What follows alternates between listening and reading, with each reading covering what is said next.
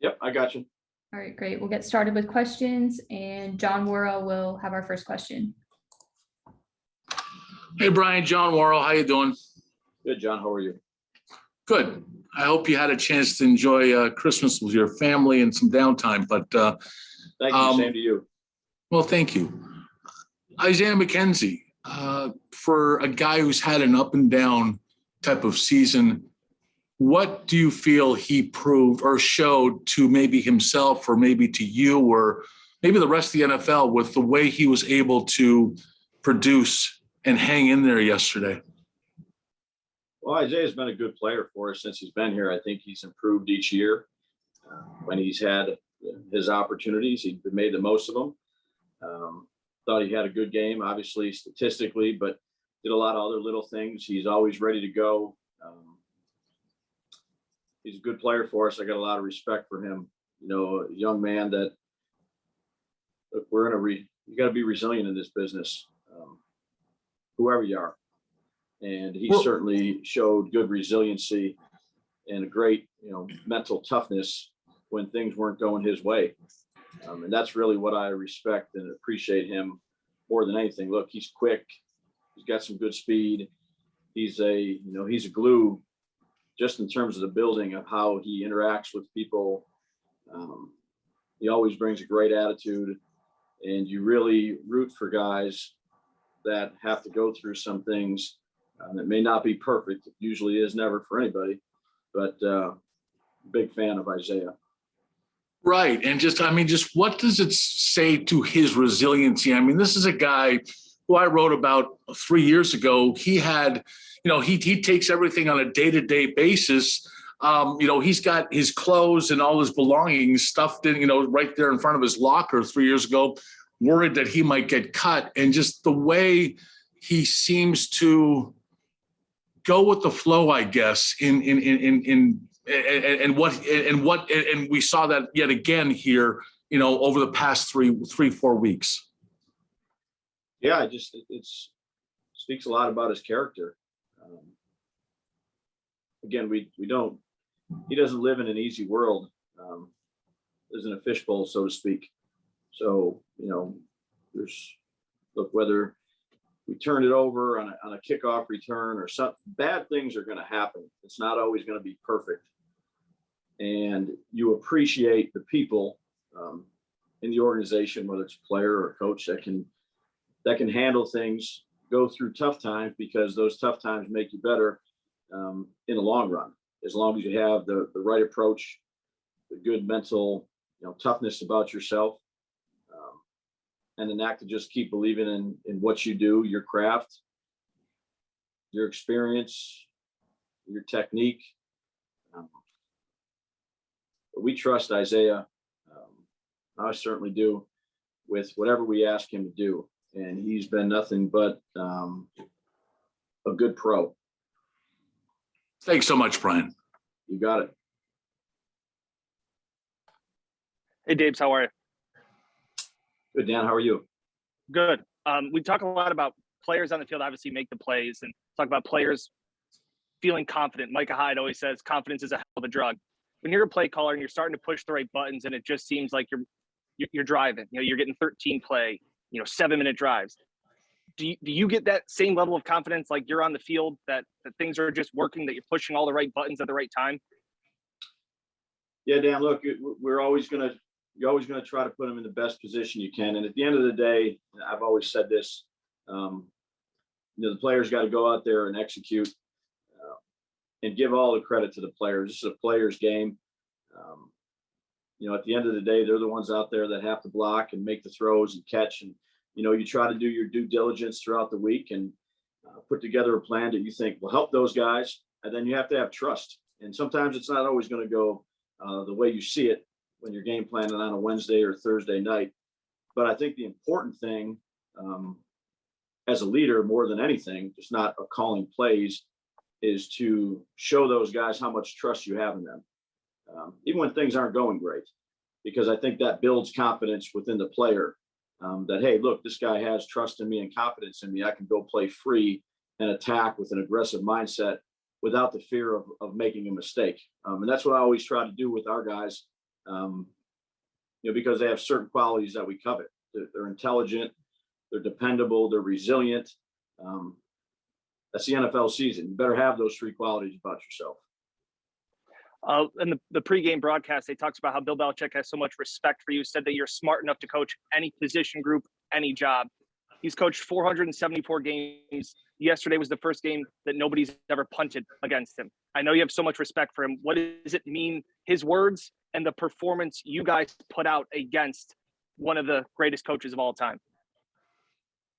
Yeah, well, his words always mean something to me. He was the person that gave me my first opportunity in this business, and I have a tremendous amount of respect and appreciation for him and what he's done for me and my family in terms of my career.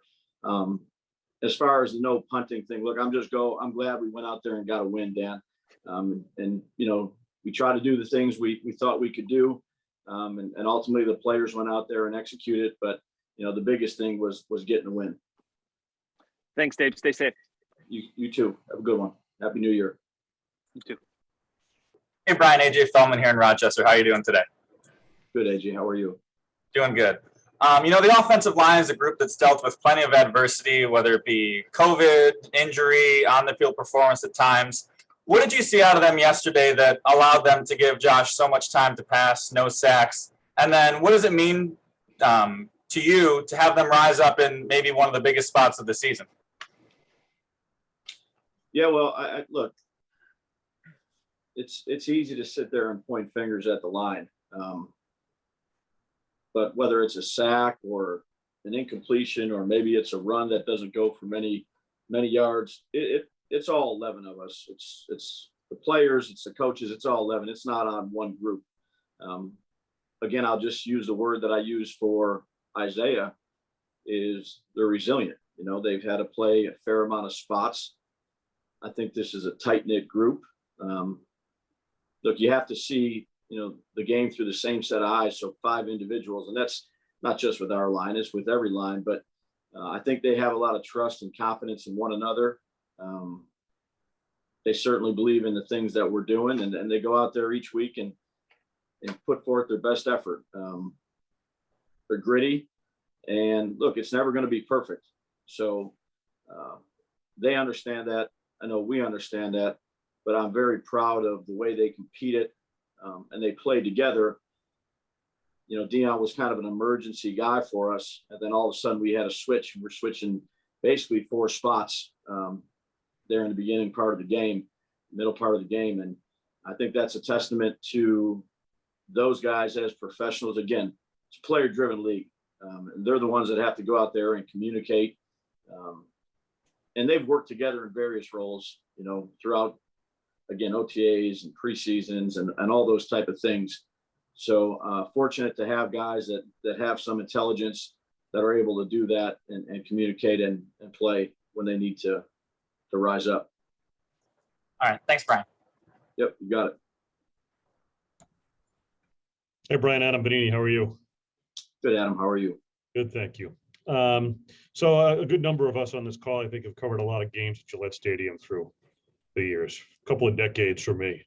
A lot of unfavorable outcomes from a Buffalo perspective, and I know you helped administer a few of those through the years. But there was something different about yesterday, and I think a number of us reacted to it. Early on, you go for it on 4th down there, 4th and 3 at the 2, and you hit Isaiah and you get on the board. And there was an aggression that I saw that I haven't seen on that type of level from this team in that environment in particular. Is that reading too much into it, or was there a mindset yesterday? Because it seemed like you guys were going to go in there and determine to kind of take that game, which is often what you have to do in Foxborough. Yeah, well, Adam, you like to do that in every game with the mindset that you go in there and attack and be aggressive. That just doesn't mean going for it on 4th downs or whatnot. But look, during the week, we talk about it. D-Lock, Dennis Lock, and Lubes and Sean, they'll talk and communicate and have a plan. And, we have our calls ready to go. And if Sean deems that he wants to go for it, we work on it, I'd say on Friday practice, talk about it on Saturday night in terms of gotta have it situations. And if the decision's made to go for it, then we're ready to go for it. But again, when the players are executing, which they were in that opening drive, you have confidence in them that they can go out there and perform when it matters most. And that's, under pressure in critical situations. And my follow-up to that would be, you might have addressed this to an extent in your last response, but it probably bears, I'm looking at my feed here and I'm seeing Julio Jones. I'm seeing player after player go on the COVID reserve list, right? You've obviously had to deal with that. Your depth shined in a lot of ways yesterday. I guess within the context of what you're dealing with from a COVID perspective alone, how important is that maybe to have that depth and have that culture, particularly at a time like this when in these games, so much is at stake and you have to react so quickly? Yeah, it's a great question, Adam. I think culture and depth are critical elements to the success of a football team. You're always, look, the people that we keep on our roster, and again, credit to Brandon and Joe and Sean and everyone else who's decision makers, you don't just keep them on there to keep a warm seat. These guys have earned their roles as professionals and they're here for a reason. And we have confidence in the people that we have, whether they're the last man on the practice squad or the star quarterback. That's why you're here. You have a job to do. And when your number is called, we expect you to be ready. And I'm certain that those guys expect to be ready too. So, the work ethic, the communication, the installations, the teaching methods, the technique work, like those are the same for the last guy on the roster as they are for the top guy. And if you're here again, if your number's called, you're expected to perform, but you also have to go, it's not easy for a guy that maybe he's on the practice squad or lower on the depth chart to have some of that same sense of urgency. So those are the things that you're constantly communicating and teaching and instructing is, look, you're one play away. You can't just go through the motions of being on the show team or the scout team. You have to do a great job of mentally staying into it. Again, another form of mental toughness or resiliency, I would say, is staying into it throughout the year. So when your number's called, and look, we know that COVID can strike at any point in time, just like injuries can. So that's just an added element to, I'd say, roster building and making sure that you're developing the younger guys on your roster or the practice squad players on your roster or the backups on your roster, just as much as you're developing Josh Allen or Stephon Diggs and working with those guys. That's part of the responsibility of a coaching staff. Thank you, Brian. Appreciate it. You got it. Coach Daboll, Mookie Hawkins, What For Sports Cincinnati. How you doing today? Hey, Mook, good. How are you? I'm good, Coach. What has gotten into your quarterback these past 10 quarters? He's really led this offense, and he's been doing it at an elite level. Do you feel that, with the aggressive demeanor offensively, you had New England right where you want them and forcing them to? Mook, you cut out at the end there.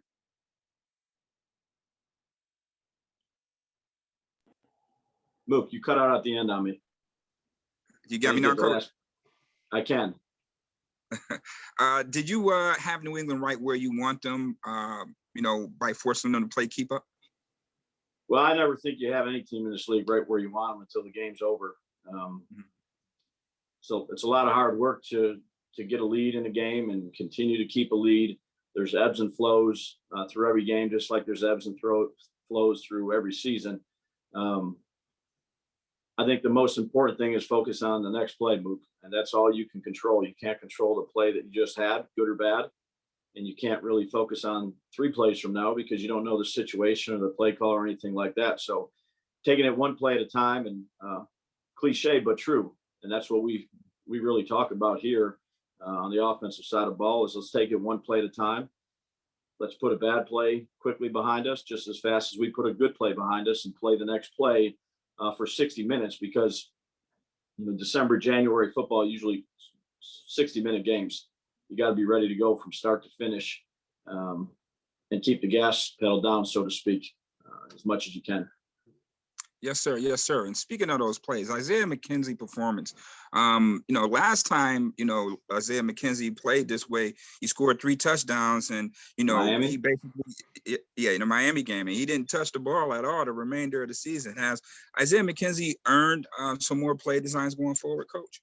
Yeah. I mean, we'll see. Look, we have confidence in Isaiah just as much as we have confidence in, Steph and Cole and Sanders and Gabe and Knox and all the guys that we have. Look, we've tried to develop our roster to be able to use who we think we need to use when we need to use them. And certainly he's done a good job with his opportunities. So we'll see as we go forward. I know that, we all have trust in Lil Man here. I'm just very happy for him. He's a guy that means a lot to me. He's been through a lot, and I'm very appreciative for his hard work, his determination, and his resolve. Absolutely, Coach. We're happy to have you as well. So Happy New Year and good luck this week, Coach. Same to you, Mook. Hi, Julianne Pelusi, Channel 2. The way that Josh was able to extend plays on Sunday, particularly late in the game, how well, I know you can't tell us this fully, but how well was he ad-libbing and how well was he able to create plays outside of the offense in these critical situations? Well, I think that's one of his strengths. He has a lot of them. We've 4 years together. I think that he's grown a lot along with me. We have a great relationship and great trust on and off the field. And I certainly have all the trust in the world in him when he's playing the game. And I want him to play free and aggressive. And he's been doing it here for a couple of years pretty well. So he knows that, there's always things to improve, just like there is for every one of us. But certainly that's an element of his game that is a strength, and we will never take that away from him. And just point blank, we're coming towards the end of the regular season here. I'm sorry. I'm losing you. Sorry, it's going in and out. I'm sorry. Can you No, that's hear me? okay. Yep, I got you. Don't worry about it. Okay. Just point blank here. We're heading into the end of the regular season. Playoffs seem to be on the way. How much of an advantage, like if we're talking wins above replacement, like a baseball stat, how much of an advantage does Josh Allen give you as an offensive coordinator? Well, he's our quarterback. There's not another quarterback I'd rather have than him. So, again, he just has a really even-keeled mindset. Look, does he get excited and jacked up? Absolutely. That's part of him that makes him a good football player. But in terms of moving on to the next week and really being, watching a tape with a critical eye of things he can get better at and improve, and not getting too high or not getting too low, just, he just has such a strong competitive nature, built into him from his upbringing and what he stands for. Obviously, anytime you're working with a good quarterback, it's an advantage, but you have to play well at the same point in time. You can be good all you want in that particular game. You might not have a good game, but glad he's our quarterback. You got it. Yes, good afternoon, Coach Daboll. Good afternoon, George Radney, Challenger Community George. News. Quick question for you. Two quick questions. One, how do you keep these guys sharp after a game like this where it was obvious on both sides of the ball, everybody was into the game, and it was just, you didn't have any drop off, it seemed, the entire day. How do you do that when you got Atlanta and then you have the Jets at the end where you definitely could, concentration could wane a little bit? Well, not if you're a professional, George. And the respect that you have for this league, I think, goes a long way. And that's something that is, I'd say, embedded in our culture and what we believe in, from going all the way back to training camp to now, is you're constantly teaching that and growing that. Look, there's narratives every week. 1 week you're on top of the mountain, the next week you're, down in the valley. And there's ebbs and flows. And taking it 1 week at a time and teaching those guys how important it is to have that mindset, not to get too low when things aren't going great, and not to get too high when things are going, fairly well. I think that's important, to keep an even keel and having great respect for the opponent that you're playing this week, because it's such an even. The league is built for, used to be 8-8. Now it's, one more game, but one or two plays can swing a game. And regardless of the opponent that you're playing, in this case, just getting started on these guys, this is a hungry football team that is playing well. And we're going to have our work cut out for us like we do every week, George. There's never a week where you're sitting there going, oh yeah, this is going to be an easy. You don't do that. Right. You have much respect for the coaches that you're competing against, the players that you're competing against, the difficulty of schemes, the situation that you're in based in, it's January football now. So I think our guys, based on, the things that I think Sean has brought to our football team, and we try to stress it, whether it's coordinator or position coach, is to be even keeled, have great respect for this game and the opponent, and take it 1 week at a time. Okay, and last but not least, on situational football, it seems like, because now, as you mentioned, it's January, and your home field is Highmark Stadium, which is a major wind tunnel out there. So would it be a situation to dictate going for it on fourth downs, or doing things of that nature if it seems fit? You prepare for that? Yeah, that's something that, again, is addressed on a week-to-week basis. There's great detail and thought put into that. And again, I'll just mention Dennis Locke and Mark Lubick and Sean, and those guys are, always communicating about that. And then toward the end of the week, we'll have our conversation of, here are the areas that we want to go for it or not go for it. And those are, based on strategy of the team you're playing, or maybe it's conditions, George. So those change on a week-to-week basis. All right, Coach. Thanks a lot. Good luck this coming Appreciate week. you. Excellent calling yesterday, man. You Thank had you. all Happy you New had Year. the deck. You too. Take care. You too, guys. Happy New Year to everybody.